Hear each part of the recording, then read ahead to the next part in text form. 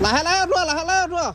পৰিবা পুলি পৰি যাব লাহে লাহে নপৰে পুলি এই পুলিখিনি গৈছে এতিয়া ডিগবৈলৈ মানে এইখিনি আমি এতিয়া ডিগবৈত দিমগে চন্দনৰ সাইজ আপোনালোকে দেখিছেনে প্ৰায় 4 ফুট সাইজৰ হ'ব মেহগনিও 4 ফুট সাইজৰ মেহগনি আছে 3 ফুটীয়া মেহগনিও আছে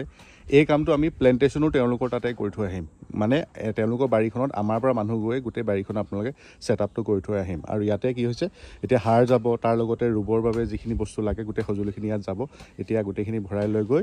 টোটেল তেওঁলোকে ৰুইছে 500 পুলি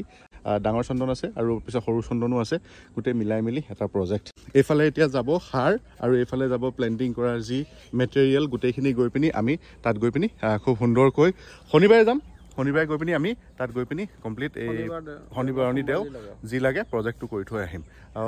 যিকোনো ধৰণৰ পুলি মেহগনিৰ পুলি বা চন্দনৰ পুলি বা মূল্যৱান যিকোনো গছৰ পুলি বা ফলমূলৰ পুলি সকলোখিনি আমি ব্যৱস্থা কৰিছোঁ এনেকৈ ৰুই দিয়াৰ ব্যৱস্থাও আমাৰ আছে তো গতিকে এখেতৰ নাম্বাৰটো দিছোঁ তেওঁৰ লগত যোগাযোগ কৰি আপোনালোকে সবিশেষ জানিব পাৰিব পুলি দামৰ পৰা তাৰ লগতে কেনেকৈ ৰুব লাগে বা আপোনালোকৰ তাত ৰুই দিলেনো কেনেকুৱা ধৰণৰ চাৰ্জেছ হ'ব সকলোখিনি আপোনালোকে যোগাযোগ নাম্বাৰত যোগাযোগ কৰিলে আপোনালোকে কমপ্লিট গম পাব